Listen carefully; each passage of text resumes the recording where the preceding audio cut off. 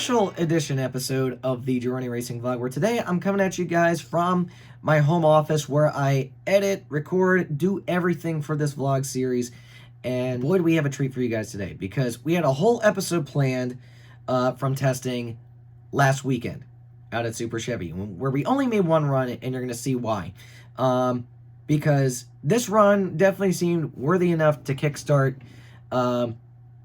something I've been wanting to do, like a bit of a run analysis kind of thing. Figured this would be a great way to explain to not only you guys, the fans, but also to other racers and drivers that, you know, are still learning the ropes of this stuff.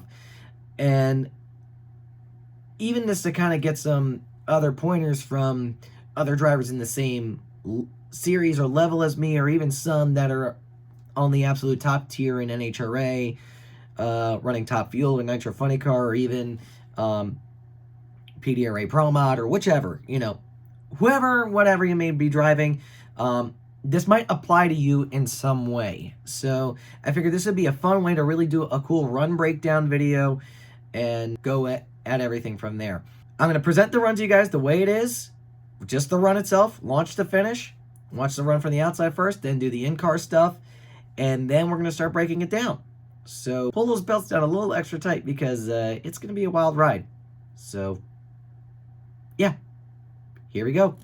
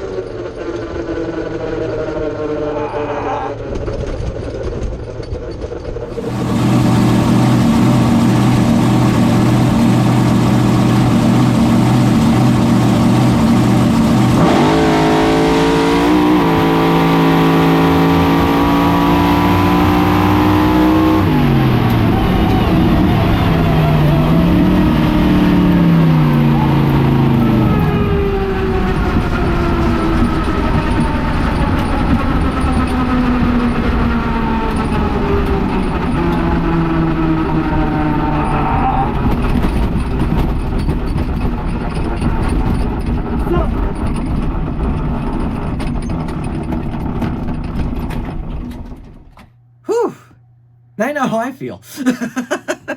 So let's just go right into the outside video first. So let's start with the launch, because everything was going good. It launched beautifully. So as you could tell by the launch, everything was going absolutely great. It squatted down good. It had a nice roll, then hit the wheelie bar. That's something we look for in our footage. It carried the front wheels away. And what's wild to me is that it even did a little bounce. I noticed it's like right around the 60-foot block. You can see there's still a little bit of clearance under the front tires. It landed and then like did a second bounce and then settled down again. I've never seen that in our footage before, so that was pretty cool to see. Yeah, in case you're wondering, as the run's happening, the guys on the starting line, they had no clue what was going on with me inside the car. I didn't really get a chance to tell them anything until they actually got down to see me. So when they saw the smoke, they had no clue I was fighting in car that much. The car was going sideways and about to tumble and whatever.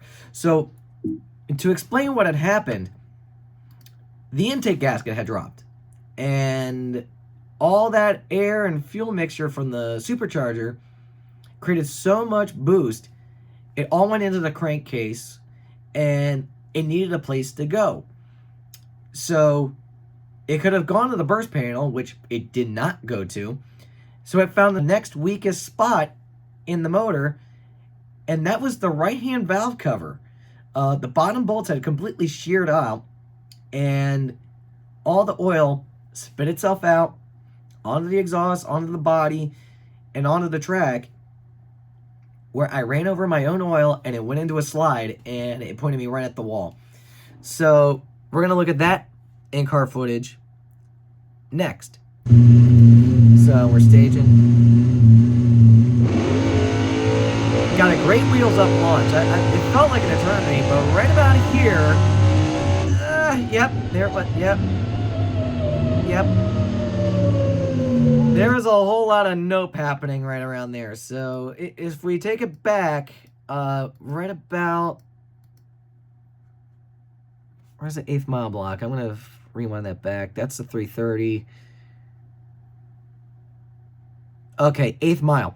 So it's running really great at that point. It felt like the car was on a number at that point. The way it launched and about mid-track, it felt really good. So I already made my mind up that I'm planning on running this thing out the back door. And according to the onboard, sometime after the 8th and between the 8th mile marker and the 1,000-foot marker was when the intake gasket had dropped. Onboard computer showed a boost number that just kind of dropped and it kind of flatlined. Normally it should continue to climb as the RPMs climb. And this time it just stayed steady in one spot. And I can only imagine that all the boost just kind of, that's where everything just got stuck and it was trying to find a weak spot and it started making the valve cover open up. As we go into this, as we slow it down, right around the 1,000-foot mark, it's starting to get a little weird on me. So I noticed that the car is starting to drift towards the wall. And out of the corner of my eye, right about here. So right about here, it is, I see the smoke coming out on the bottom left corner of my eye, and I'm starting to go, okay, that's not good. I should lift. And at that point, I was going to reach up for the chutes, and I hesitated because something told me keep both hands on the wheel. And that's when I felt the car get light, and it started to go into that weird slide. That, like, at that point, I knew that if I didn't catch it right away, it's going to go into the wall. So I would have reached up for the chutes. It should straighten it out. But it was happening at full speed at about 190 plus. You don't really get a chance to really react. At that point, it's just do what you got to do. At that point, just keep it away from the wall and hope that it doesn't go off in that direction and just stay on top of it. So I'm already giving it a hard left rudder. I can't see. I feel the tires dig in. I feel it hop. It tilts a weird way, and I'm almost thinking it's going to roll over. And then it's like, okay, well, it's going to probably steer itself back towards the wall again, so I got to keep it away from the wall. I'm ripping on the handbrake as hard as possible. And once I notice I got the car straightened out enough and calmed down enough, then I hit the chutes to get the car ready for a stop and, you know, recollect myself a little bit. Okay, so now looking back at me in the run circle.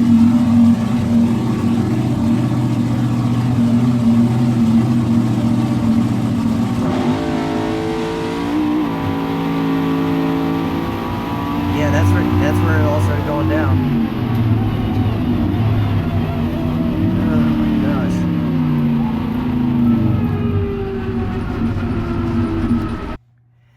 Yeah, there's a lot to unpack with that view, because it looked, when you look back at it, it definitely, at the time of it happening, it felt much more rambunctious. But the wild thing is that, and I was explaining this to a friend the other day when we were watching this back, was that it felt like it took a whole minute just to kind of gather everything up, and things just go into full-blown slow motion mentally, that you just don't really have much of a chance to react to anything. It's just survival instinct just kicks in. So let's go into this again. You can see all the oil particles starting to come back at me. And what's weird is that it went from right side to left. And why I started seeing the smoke coming out on my left is what's wild to me, because it's like, that's what's crazy. And yeah, all the left, that little hop right there, that spot, that is just wild. Ooh.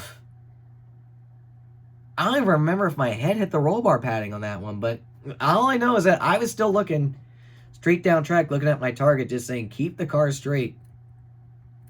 Keep it off the wall. Keep it right side up. And the way it was hopping and stuff, with the way I ripped on the brake like that, and oh my gosh, I gotta go back to that. Now that is the scariest camera view right there. It's just like how I could see through all of that. That's wild. That is freaking wild. Yeah, knocking it out of gear, pumping the brake, sheet's already out. And just, you know, gathering myself up on that one.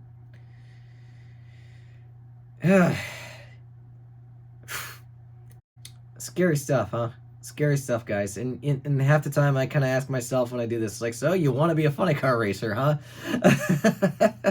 Or you want to be a fuel ultra driver? Regardless, you got to have a wild ride every once in a while. But yeah, this is the thing. It's like if anyone else was doing this, they would have made a mistake so much earlier on. They would have let it get into the wall, or they would have let the thing roll over or something.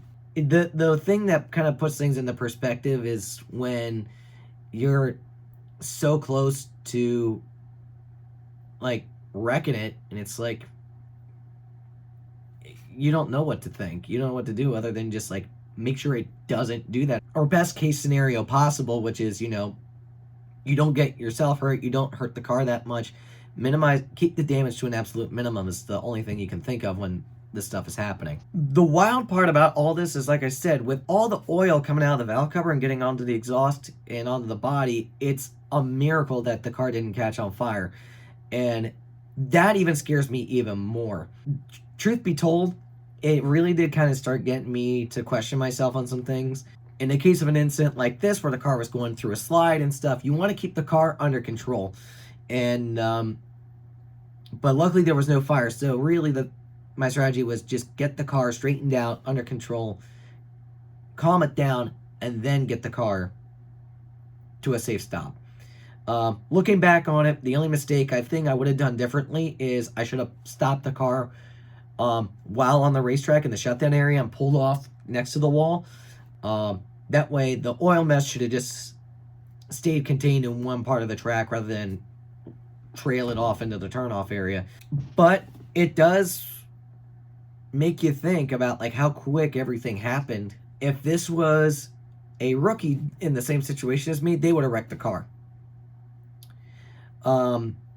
If it was anybody else that, you know, gets in over their head and, you know, trying to be a hero, yeah, they would have made this incident even more worse than what it was. How I was able to keep myself composed and like without panicking is beyond me. I wish I could give a fair answer on that one, and it's just simply just keep calm, keep it away from the wall like I did, keep it right side up. Is the thing on fire? Is it not on fire? What's going on? And just kind of be aware of your surroundings. And you should be able to do this without having to move your head, or at least just, you know, roll your eyes around just to see what's in your peripheral that could really, you know, be a dead giveaway to like, I should be doing this thing, and this thing, as opposed to option X or Y or Z or whichever. So that's the best way to get yourself out of these kind of situations. So my advice to anybody that's in a similar deal like this, always look straight ahead down track. Look for that target down track. So many people make that mistake. You got to look beyond the shutdown area, beyond the sand trap, or look for like a random tree in a distance. That's your target to like keep your eyes fixed on while going down track, and listen to what the car is doing. What's wild about this run was like the car did its usual groans and vibration sounds that it makes during a run that I'm used to, and nothing sounded out of the ordinary until seeing the smoke come up. And it's like, well, I don't hear anything that would make it want to do that. It's just that instinct of where there's smoke, there's something wrong. Hopefully not fire. So now we dive into, well, what's next? Well, the plan was to make a run right after that, and that's when we found out the gasket was gone because cylinders number 1 and 3 were smoking like a sieve. and we knew something was wrong at that point. So we just took the car home, took the blower off, got the car down to the manifold where we saw the broken gasket and already made the repairs on that. Fresh gaskets on, sealant on it, so that way it does not come apart again. It gets a good seal at each one of the ports. Gonna go back out and try again. And as I'm sitting here today, which is August 3rd, tomorrow would have been the Funny Car Throwdown. So with that race being called off due to the weather forecast being what it was, we now have to prepare for Burnout's for Bunny and Bear Invitational at Maryland International Raceway in about 3 weeks. All right, so I think that is going to be a wrap. I hope you guys enjoyed this, and let me know what you guys think of this little run breakdown series that I might try and do, and we'll try and do this again. Maybe do this with a much better, less chaotic run, and we'll do it that time. So hope you guys learned something today, especially the fans and any drivers that should find themselves in the same precarious predicament. Yeah, just don't try to be a hero. Don't drive like an idiot. Drive smart. Be safe. Pay attention to what the car is doing. Always listen and feel for what's going on, and you know, trust your instincts on things like that.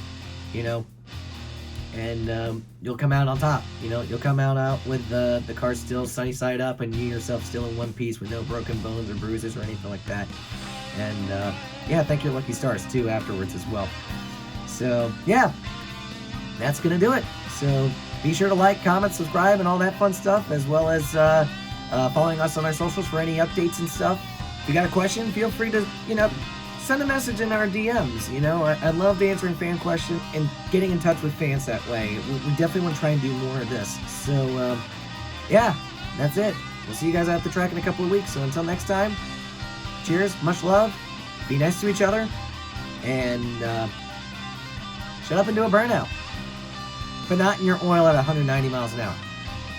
But still, shut up and do a burnout. Let's go.